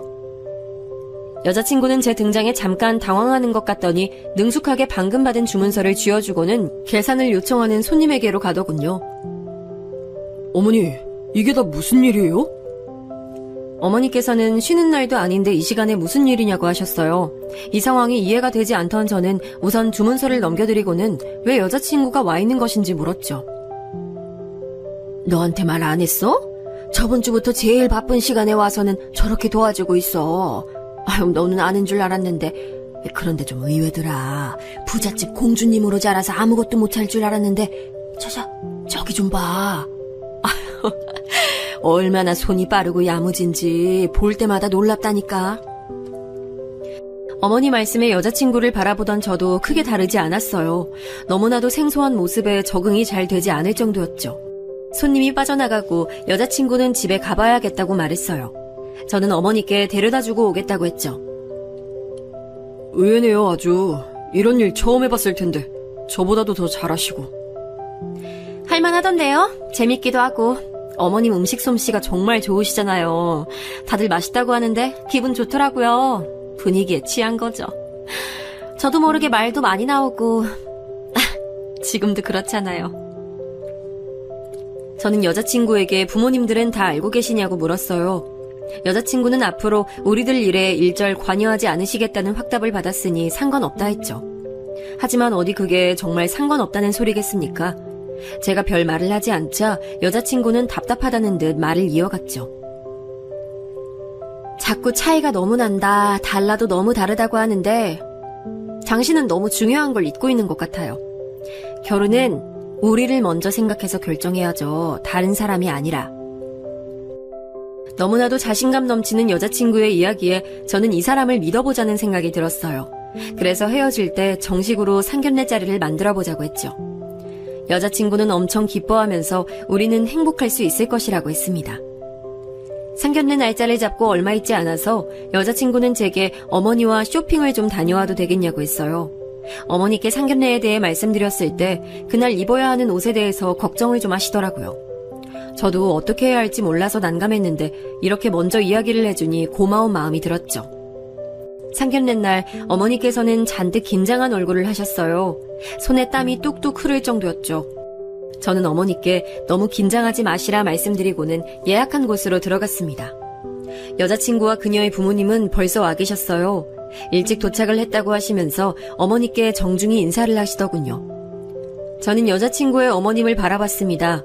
어떤 생각을 하시는지 전혀 모를 얼굴로 처음 뵙는다고 말씀하셨죠. 음식을 먹으면서 가벼운 대화가 오갔습니다. 주로 이야기를 하는 쪽은 교수님과 저였죠. 중간중간 저희 어머니와 여자친구도 이야기에 참여했고요. 하지만 여자친구의 어머니는 추임새를 넣는 것이 전부일 뿐 한마디도 하지 않으셨죠.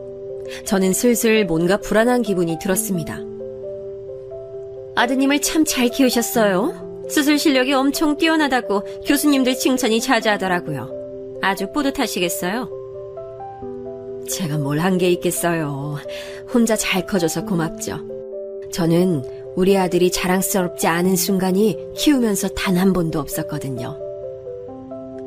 어머니께선 기특하다는 얼굴로 저를 바라보시면서 제 손을 잡아주셨어요. 몽글몽글한 기분이 들었지만 이 기분이 나쁘지 않았어요. 그때였어요. 충분히 그러실 수 있죠. 겨우 김밥이나 말 줄 아시는데 아드님 잘하는데 무슨 도움이 되셨겠어요. 앞길이나 안 막으면 다행이지. 아이 정말이지 아무리 배운 것 없이 사셨다고 해도 그렇지. 아유.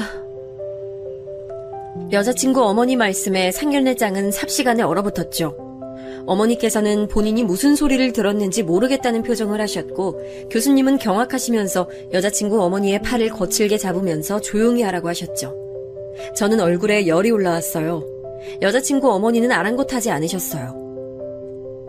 그렇잖아요. 아니 자기 고생했다고 이제 대접 좀 받고 싶으신 모양인데 그렇게 나오시면 아드님 앞길만 막는 거예요. 대릴사위로 저희 집에 보내시면 저희 집에서 어련히 알아서 챙겨드릴까.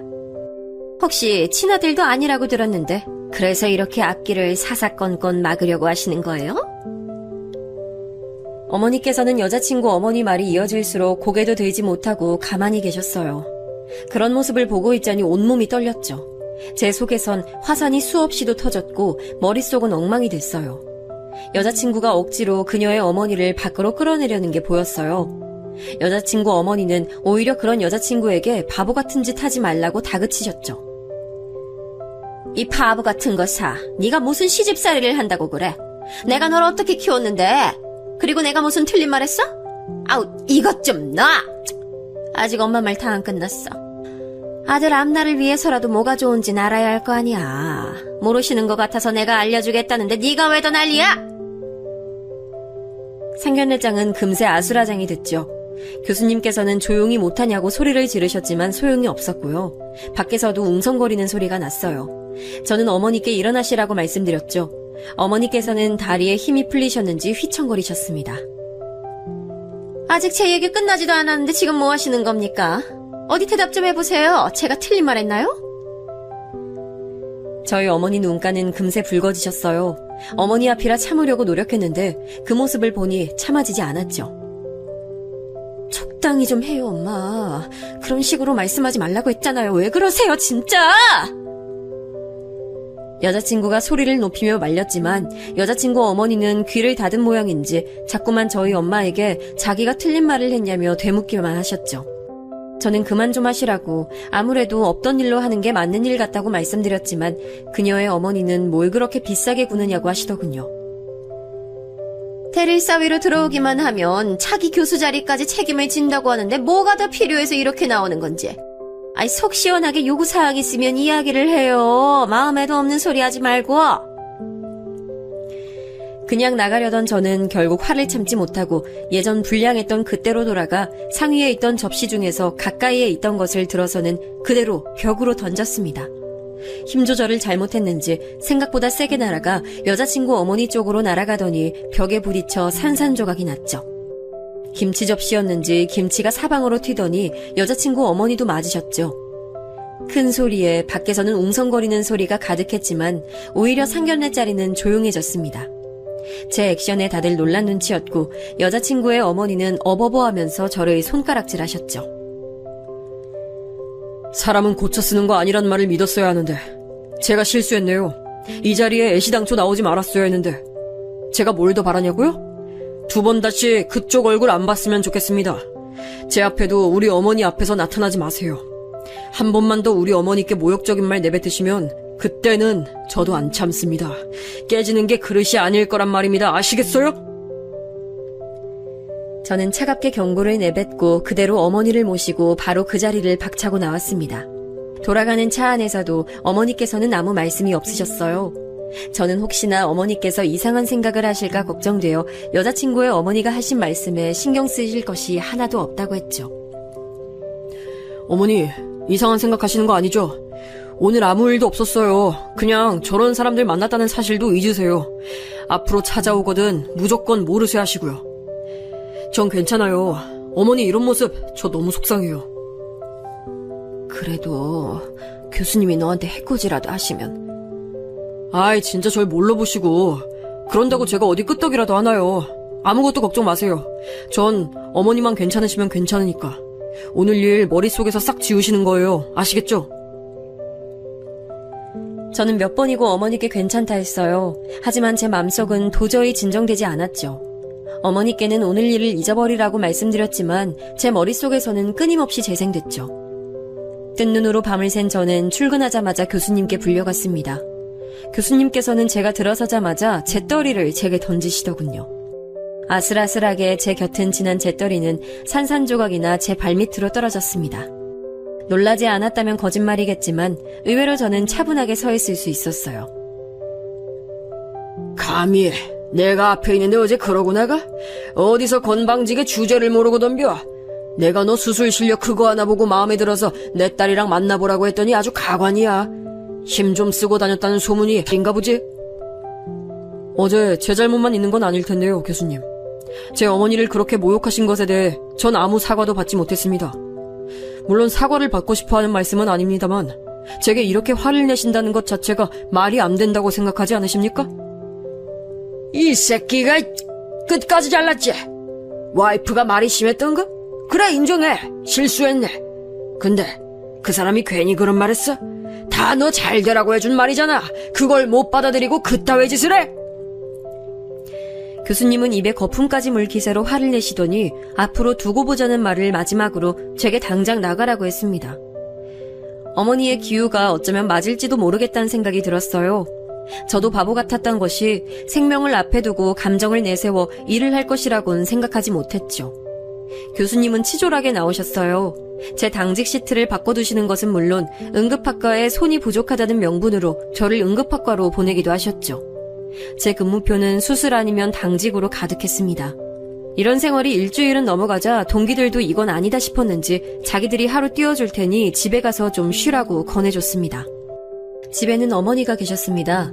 장사는 어쩌고 집에 계시느냐고 물었지만 어머니께선 얼버무리시면서 대답을 하지 않으셨죠.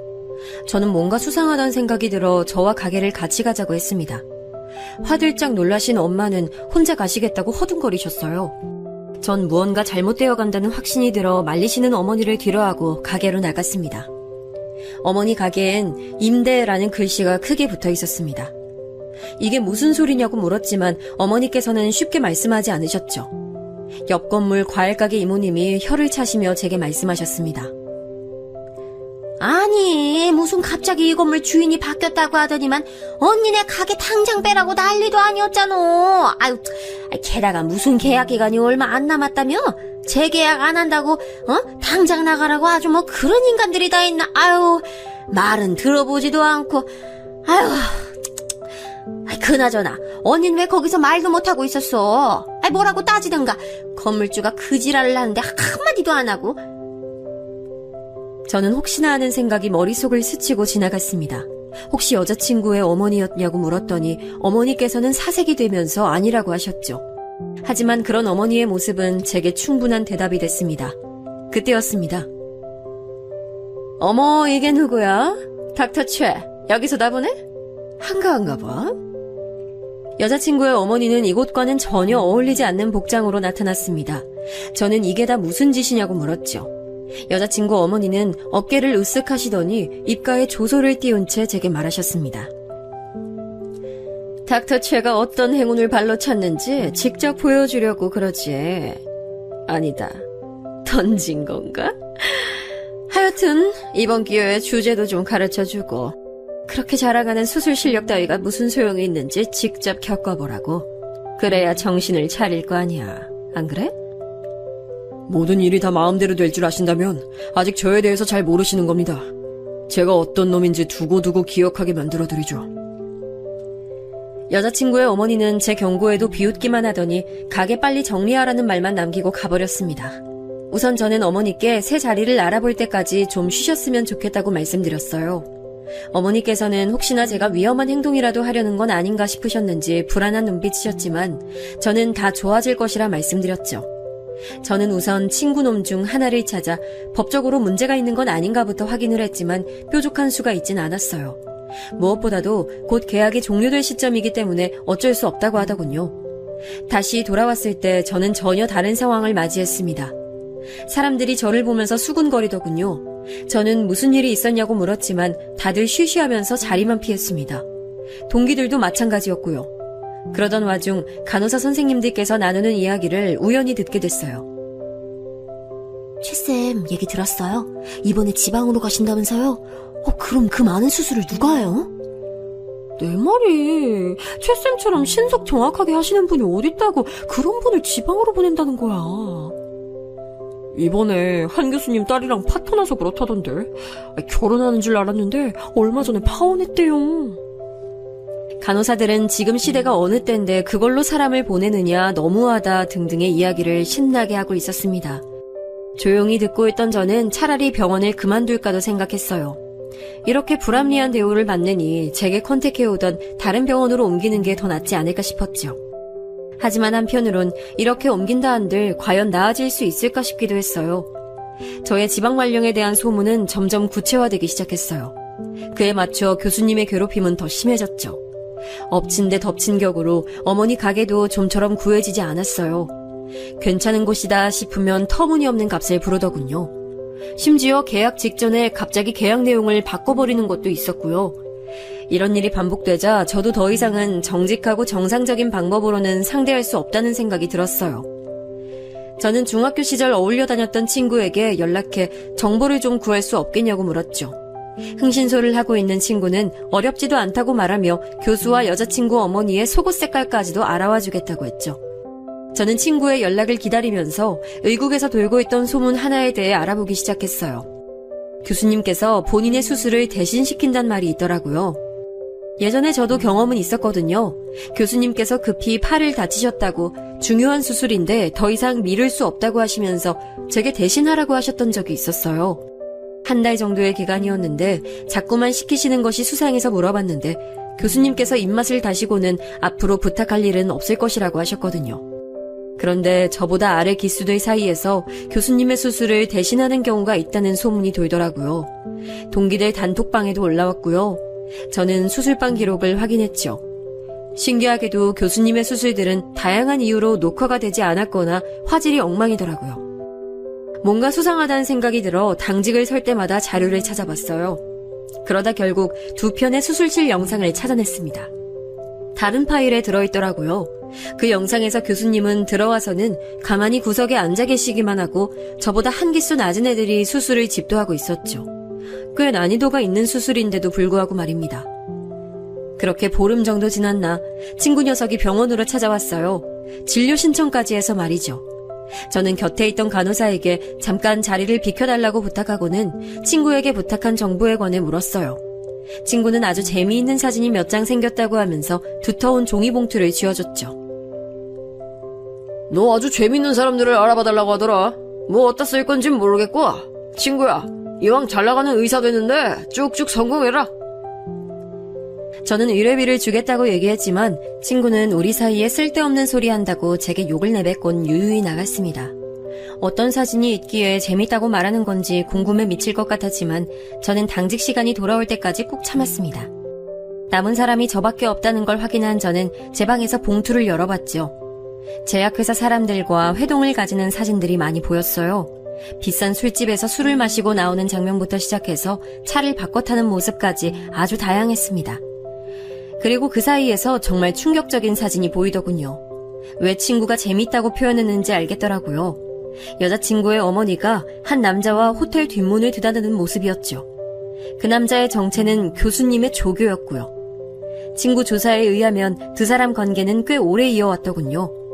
그뿐만이 아니었습니다. 교수님 역시 2집 살림 중이었죠. 빠르게 자료를 읽어본 저는 됐다. 이것만 있으면 충분하겠다는 생각이 들었어요. 다음 날 저는 교수님을 찾아가 불합리한 당직을 그만하겠다고 했어요. 교수님은 그 이야기를 왜 자신에게 와서 하느냐며 자신은 모르는 일이라고 딱 잡아대더군요. 교수님, 저만 그런 줄 알았는데 요즘 수술 본인이 하지 않으시더라고요. 교수 이름 달고 하는 수술인데 한참 어린애들이 대신하고 있고. 제가 처음이었습니까? 저도 짧은 시간이지만 교수님 수술 대신한 적이 있지 않습니까? 교수님은 잠시 놀라는 눈치긴 했지만 여유롭게 웃으며 말씀했어요. 이 일이 밝혀지면 나만 위험한가? 여럿 걸려있는데 그 사람들까지 다 해서 함께 죽을 자신은 있고. 저는 이렇게 나오실 걸 당연히 예상하고 있었기에 그러실 줄 알았다고 하고는 다음 사진을 내밀었습니다. 제약회사 사람들에게 접대받는 모습이었죠. 이번에는 확실히 얼굴이 좀 굳어지셨죠. 교수님은 이런 사진으로는 아무것도 증명할 수 없다고 언성을 높이셨죠. 그렇다면 이 사진은 어떻습니까? 가장 하이라이트가 될 사진인데. 저는 교수님이 숨겨둔 또 다른 집과 불륜관계의 여성의 사진을 내밀었습니다. 순간 교수실이 고요해졌습니다. 멍하게 사진을 바라보던 교수님은 제게 달려들어 사진을 빼앗으려 했죠. 저는 순순히 사진을 넘겨드렸습니다. 넌 이 사진은 어디서 사람 묻혔어? 감히 내 뒤를 캐고 다녔던 거야? 우연히 걸려들었죠. 제약회사에게 뇌물이나 좀 받았을 줄 알았지 불륜이라니. 그것도 다른 병원 의사랑 말이죠. 이분 세미나에서 몇 번 봤던 것 같은데 아닙니까? 그것도 우리랑 연구 결과를 두고 경쟁 중인. 교수님은 입만 뻐끔거리면서 아무 말씀도 못하셨어요. 저는 교수님께 모든 것에 대해 입을 다물어 드릴 용의가 있다고 말했죠. 교수님께서 의국에서 장난질 그만하신다면 저는 이 모든 것을 다 묻고 갈 수 있어요. 당연히. 그리고 하나 더. 여자친구 어머니께서 저희 어머니 가게 건물을 사서 장난질을 하시던데 그것까지 막아주시면 이 사진은 제가 없애드리죠. 교수님은 믿어도 되겠냐고 몇 번이나 확인을 하시곤 알겠다고 하더군요. 3시간 정도 지나고 나니 당직표가 수정됐다고 하면서 동의들이 저더러 이제 집에 갈 수 있겠다고 축하해 주더라고요. 그리고 분원으로 가는 의사는 우리 과가 아니었다고 하더라고요. 그렇게 저를 괴롭히던 일들이 딱 3시간 만에 정리가 됐습니다. 저는 바로 오프를 내고 어머니 가게로 달려갔습니다. 어머니께서는 한창 가게를 정리 중에 있으셨죠. 저는 아직 아무 연락이 없었느냐고 했더니 어머니께서는 아무것도 모른다는 얼굴로 저를 바라보셨어요. 그때였죠. 여자친구의 어머니가 씩씩거리면서 들어왔어요. 그이한테 뭐라고 했는지 모르지만 내가 쉽게 넘어갈 것 같아? 웃기지 마. 저는 어머니를 옆 가게로 모셔드리고는 여자친구 어머니께 여기서 그만두는 것이 좋을 것이라 말씀드렸지만 딱히 소용은 없었습니다. 그럴 뿐이라고 생각했기 때문에 저는 가방에서 마지막 사진을 꺼냈습니다. 여자친구 어머니는 사진을 보고는 소스라치게 놀라지고는 주위를 두리번거리셨죠. 이렇게까지 하고 싶지 않았는데 말이죠. 제가 말씀드렸죠. 두고두고 기억하게 해드린다고. 여자친구 어머니는 온몸을 사시나무 떨듯이 떠시면서 저와 사진을 번갈아 보셨죠. 저는 정중히 건물을 다른 사람에게 넘기고 조용히 가시라고 했어요. 그렇게만 하면 일이 커지는 것은 막으실 수 있다고 말이죠. 여자친구 어머니는 한마디 대꾸도 못하고 나가셨고 다행히 어머니의 가게는 정상으로 돌아올 수 있었답니다. 물론 일을 이대로 끝낼 생각은 추호도 없었습니다. 아무 죄 없는 여자친구에겐 미안했지만 저는 진실을 알아야 하는 사람들에게로 사진을 보냈죠. 제약회사와의 사진은 병원장님께, 불륜 사진은 서로에게 말이죠. 다음날 출근하니 한바탕 난리가 나 있었습니다. 교수님이 조교의 멱살을 잡고 뺨을 날리고 계시더군요. 무슨 일이냐고 묻자 동기 하나가 속삭이듯 말했습니다. 교수님 와이프랑 조교가 아주 뜨거운 사이였단다. 교수님 완전 눈 돌았잖아. 일은 거기서 끝이 아니었습니다. 여자친구의 어머니가 의국으로 들어오고 있었죠. 교수님은 무슨 얼굴로 여기를 오느냐고 소리를 지르셨습니다. 조교의 얼굴을 힐끗 본 여자친구 어머니는 제가 보내드린 사진을 교수님의 얼굴에 던지더군요. 다른 병원 의사랑 바람난 넌 뭐가 그렇게 잘났는데 나만 바람났어? 너는? 여자친구 어머니의 한 방에 로비에 모여있던 사람들은 깜짝 놀라며 수군거렸습니다. 바닥에 떨어진 사진을 몰래 주워 확인한 한 의사가 같은 프로젝트를 두고 경쟁관계에 있는 곳의 교수라고 얘기를 했고 분위기는 웅성거리는 듯 점점 커졌습니다. 말 그대로 개판이 됐죠. 교수님의 얼굴은 붉어지다 못해 거의 검붉게 변하고 있었어요. 너 이 새끼 약속을 어기고! 저를 발견하신 모양인지 교수님은 제가 서 있는 쪽으로 달려드셨어요. 저는 괜히 다른 의사들이 다칠까 싶어서 한 걸음 다가가 저를 잡으려는 교수님의 팔을 잡아 비틀었습니다. 온갖 쌍스러운 말을 내뱉으시면서 모든 일이 다 저 때문이라고 하셨죠. 저는 조용히 속삭였습니다. 교수님, 제가 분명히 말씀드렸죠. 건들지 마시라고. 다음에는 깨지는 게 그릇이 아닐 거라고. 교수님은 더 큰 소리로 소리를 지르셨지만 그 모습도 잠시 곧 경비를 담당해 주시는 분들이 오셔선 여자친구 어머니와 교수님을 밖으로 끌어냈어요. 그날 저녁 교수님은 책상을 뺏기고 쫓겨났어요. 모든 것이 순식간에 정리가 됐죠. 교수님이 제게 달려들었던 것 때문인지 그의 퇴치과 제가 연관되어 있을 것이라고 뒤에서 이야기들이 많았습니다. 동기들 중 일부는 진짜냐고 제게 묻기도 했고요. 저는 아무것도 모른다고만 이야기했습니다. 우여곡절 끝에 그렇게 저는 만나지 않았으면 좋았을 인연을 정리했습니다. 그리고 모든 것이 희미해질 때쯤 지금의 아내를 만났어요. 저처럼 가족을 가장 먼저 생각해주는 사람이죠. 얼마 전 차를 타고 가는데 아이와 함께 걷고 있는 전 여친을 봤습니다. 그날 이후로 늘 마음 한구석에는 그녀에 대한 죄책감은 있었거든요. 그 일을 후회하고 있진 않지만 전 여자친구를 조금도 배려하지 않았던 것도 사실이니까요. 만약 전 여자친구가 이 사연을 듣고 있다면 제가 많이 미안해하고 있다고 말하고 싶네요.